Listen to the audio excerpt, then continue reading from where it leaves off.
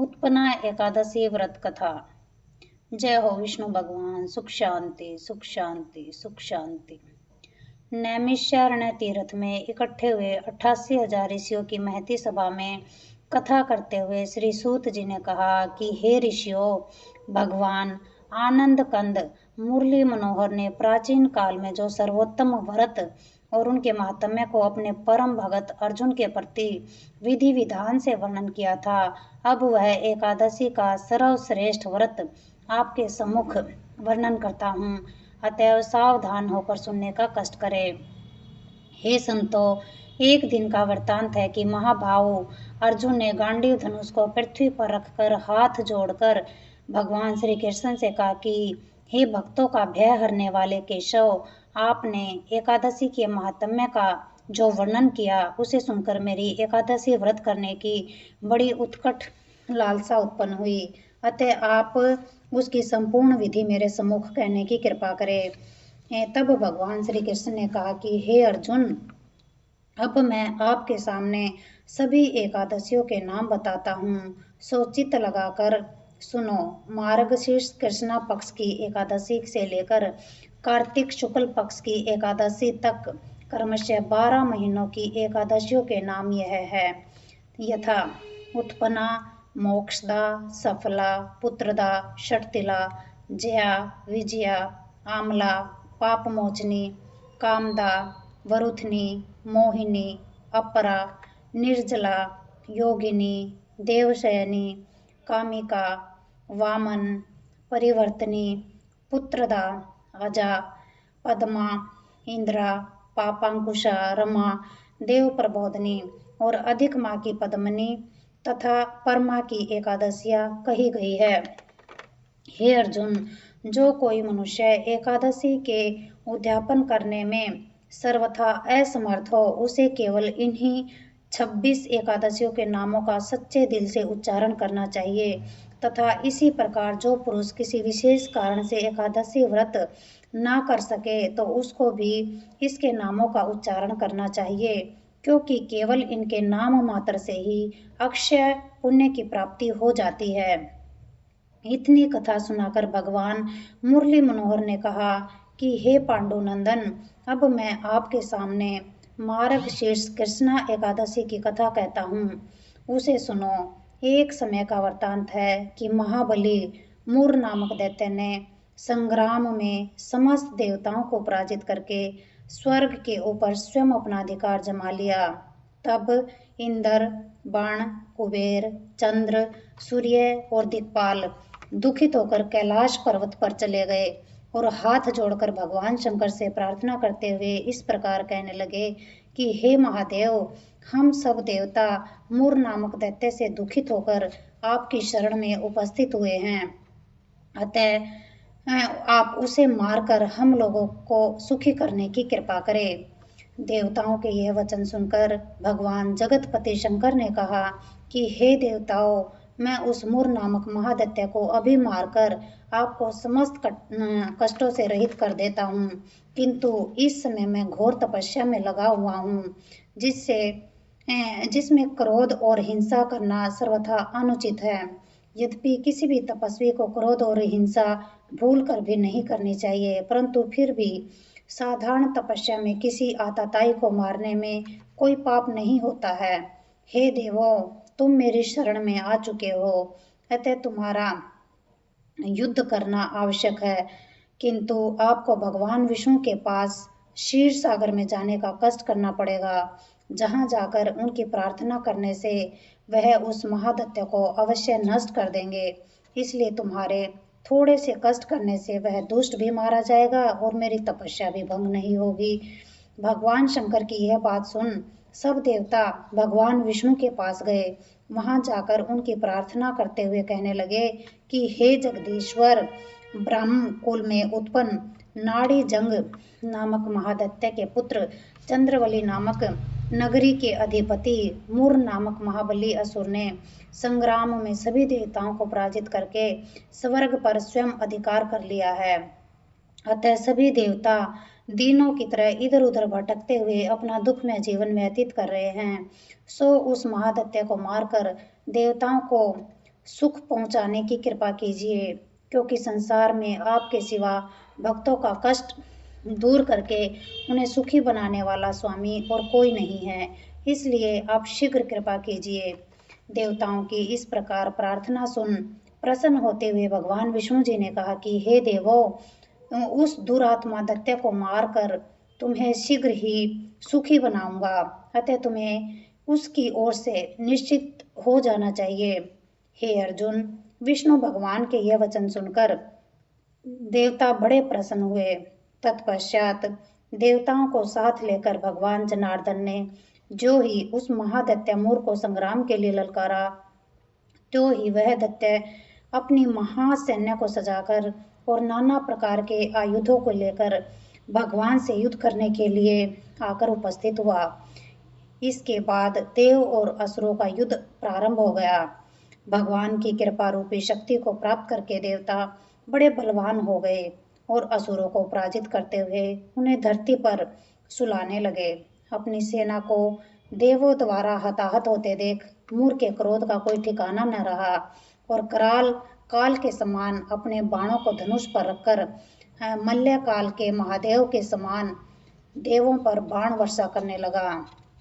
हे अर्जुन, बाण वर्षा से विचलित होकर समस्त देवता बोले कि हे भगवान, रक्षा करो। इस प्रकार चिल्लाते हुए भगवान से प्रार्थना करने लगे। हे अर्जुन, दैत्यों के बाणों से देवताओं को विकल देखकर एकादशी के पर्व की लक्ष्य करते हुए भगवान ने विचार किया कि यदि ब्रह्मकुल उत्पन्न मूर दैत्य को एकादशी के दिन मारा जाता है तो धर्म का उल्लंघन और ब्रह्म हत्या का पाप होता है, और यदि नहीं मारा जाता है तो उस दिन देवताओं को दुख के समुद्र में गिरना पड़ता है। अतः कोई ऐसा उपाय सोचना चाहिए जिससे यह दैत्य भी मारा जाए और ब्रह्म हत्या के महापाप से भी बचा जा सके। इस प्रकार विचार करने के पश्चात भगवान विष्णु उस दैत्य के सामने जाकर उससे इस तरह खिलवाड़ करने लगे जैसे बिल्ली मूसे से करती है। तब भगवान को सामने देखकर वह दैत्य देवों की ओर से ध्यान हटाकर उनसे युद्ध करता हुआ भगवान पर नाना प्रकार के अस्त्र शस्त्रों का प्रहार करने लगा। दैत्य को अपने ऊपर क्रोधित होकर अस्त्र शस्त्र चलाते हुए देखकर भगवान उसे बुलावा देने के लिए उसके अगाड़ी होकर भाग खड़े। लक्ष्मीपति को रण से भागता देख वह दैत्य अपने मन में बड़ा हर्षित हुआ। इसके बाद उन्हें पकड़ने के लिए उनके पीछे हो लिया।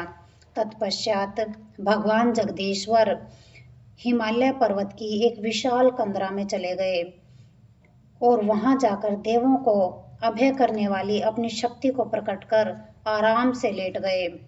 जिस समय वह दैत्य उस कंदरा में पहुंचा तो उस समय देखा कि एक अत्यंत मनोहर कन्या सब आयुधों को युद्ध करने के लिए तैयार खड़ी है। उस भगवती देव माया को देखकर वह दैत्य जो ही उन्हें मारने के लिए दौड़ा, तो ही भगवती जगदम्बा ने तलवार से उसका सिर उड़ा दिया। उस महादैत्य को मारा सुन शेष असुर पाताल में चले गए और देवता हर्षित होकर भगवती की प्रार्थना करने लगे। तदंतर भगवान लक्ष्मीपति ने अपनी शक्ति को संबोधित करते हुए कहा, हे कल्याणी, मारक शीर्ष कृष्ण एकादशी को मेरे से उत्पन्न होकर तुमने मूर दैत्य का संहार किया है, इसलिए तुम्हारा नाम उत्पन्ना एकादशी होगा। और जो कोई व्यक्ति श्रद्धा भक्ति से युक्त होकर तुम्हारा विधि विधान से व्रत करेगा वह अंत में सीधा मेरे लोक में जाएगा। यद्यपि मुझे तृतीया, अष्टमी, नवमी, चतुर्दशी यह तिथियां बहुत प्रिय है, परंतु यह एकादशी मुझको सबसे अधिक प्यारी होगी और तेरा व्रत करने वाला संसार में सबसे अधिक पुण्यात्मा गिना जाएगा। इतनी कथा सुनाकर भगवान श्री कृष्ण ने कहा कि हे कुंती नंदन, इस तरह एकादशी मुझसे उत्पन्न होकर संसार में सर्वश्रेष्ठ गिनी जाती है तथा जो प्राणी एकादशी का व्रत करता है उसके समस्त शत्रुओं के सहित कष्टों का भी नाश हो जाता है। मैं उसे संसारी सुखों के सहित स्वर्ग के सुख भी प्रदान करता हूँ। अतः सुख, ऐश्वर्य, पुण्य, यश और मन इच्छा फल पाने को मनुष्य को अवश्य ही इस प्रकार की एकादशी का व्रत करना चाहिए। इस एकादशी को निराहार रहकर दूसरे दिन द्वादशी को भोजन करे, किंतु द्वादशी के दिन मैथुन पतितों का साथ, दिन में सोना, बार बार भोजन करना और मांस तथा तेल का सर्वथा त्याग करते हुए क्रोध और झूठ को त्याग देना चाहिए तथा शुभ कर्म करते हुए परमेश्वर का भजन करते हुए रहना चाहिए। हे अर्जुन, इस प्रकार जो श्रद्धा भक्ति से एकादशी के व्रत को करेगा अथवा इसके महात्म्य को सुनेगा, वह समस्त संसारी सुखों को प्राप्त करता हुआ वैकुंठ के अनंत सुखों को प्राप्त करेगा। जय हो विष्णु भगवान। सुख शांति, सुख शांति, सुख शांति। आरती। ओम जय जगदीश हरे, स्वामी जय जगदीश हरे। भक्त जनों के संकट, दास जनों के संकट क्षण में दूर करे। ओम जय जगदीश हरे। जो ध्यावे फल पावे, दुख बिन से मन का, स्वामी दुख बिन से मन का। सुख संपत्ति घर आवे, धन दौलत घर आवे, कष्ट मिटे तन का। ओम जय जगदीश हरे। मात पिता तुम मेरे, शरण पड़ू मैं किसकी, स्वामी शरण पड़ू मैं किसकी। तुम बिन और न दूजा, प्रभु बिन और न कोई, आस करूं मैं जिसकी। ओम जय जगदीश हरे।